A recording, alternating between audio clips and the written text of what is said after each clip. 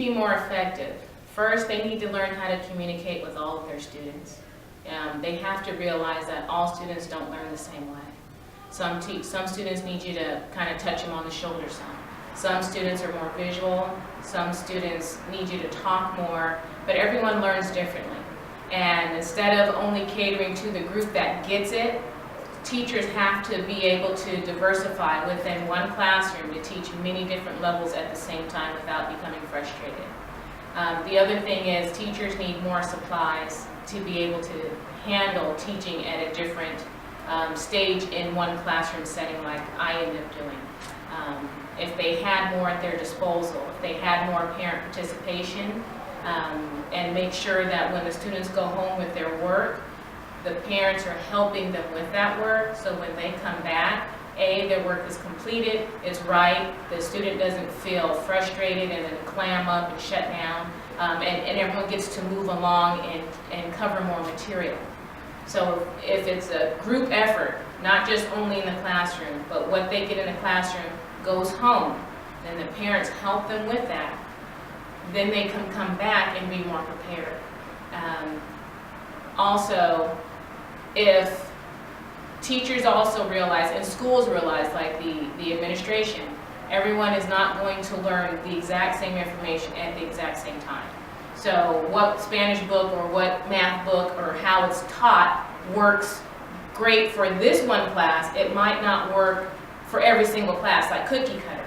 So if they allow the teachers the freedom to teach it their kind of way, so long as the students are getting it, then I think that would also help in the long run. You end up missing out on a lot of good teachers who go into other fields simply because they get frustrated in what they're allowed to do or how they're allowed to do it. I think the partnership between the families and the school, the community, that old-fashioned, everyone is equally accountable for the education of the child, because it's bigger. You know, education is pulling out that which is already there, because the children, I believe, come equipped with what they need to learn. Now, there may be certain instances where children may have disabilities or whatever, but even with that, there are still gifts, and that those, in fact, are their gifts. So the differences, the realities, I think, is that the community, we have to go back to the community and the communal part of living and teaching and helping the children to see that it's all interconnected, that there's no man is an island, that old saying, that we are truly responsible for one another. We have to be a part of, and I mean that as two separate words, a part of one another's lives.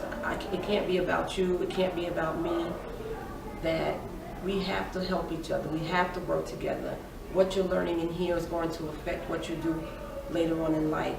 Everything we give these children has to connect to their world and to their reality. It has to be at the community at large. So if we don't go back to that, we're going to lose our babies, because this electronic age is causing them to want to push buttons and not to think. So we have to go back to the old stuff. You know, before we had all of this fancy stuff, we wanted to get away with books. And how can you get rid of books when the very essence of the ancestry of our people, and I'm saying that because this is a school with predominantly black children in it, had to fight for that right. So no, we still read books. We still do things the old way and the new way. But we have to, at all costs, make this teaching relevant for the children and make them disciplined because they want to be disciplined, not because they're afraid of consequences, but because they want to be better people. That they understand that if I don't do the right thing, there is going to be an action for whether I do the right thing or the wrong thing. The level of accountability starts with them. It's not your mother's fault that you forgot your homework. It's not your mother's fault that you forgot to remind her that you needed something or you forgot your PE uniform. And put the accountability back on the children, back in the homes. And it's a partnership all the way around. And I can go on and on and on with this because that's how strong I feel about it. But we have to go back to the communal part of it where everything is intertwined in these children's lives so that they see the relevance of it. Because think of something that's meaningful to you. You're going to go to all ends to figure it out and to make it work in your life. And the same thing with them, with their learning.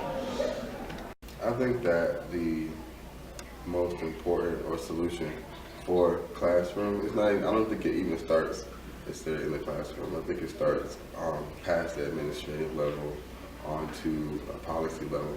Because when you change a policy and making things more uniform and better for what's going on inside the classroom, it becomes regulation. Then the problems that teachers face outside administrative issues, being able to be flexible, be more flexible, longer breaks, more better information for the students, better textbooks, things like that are the solutions. So I think that it's more on a policy level, because once the policy changes, then it'll trickle down to the classroom and things will be a little better. Because right now, you look at classrooms that are large, you look at classrooms that are small, you have students in there who, like I said earlier, don't get it as fast. So there'd be more things set in place for them to learn. Students who have IEPs, EMDs, which are emotional behavior disorders, things that may inhibit them from learning the way that they should learn. There should be policy, or more policy, better policy, I should say, better policy and legislation in place for them as well.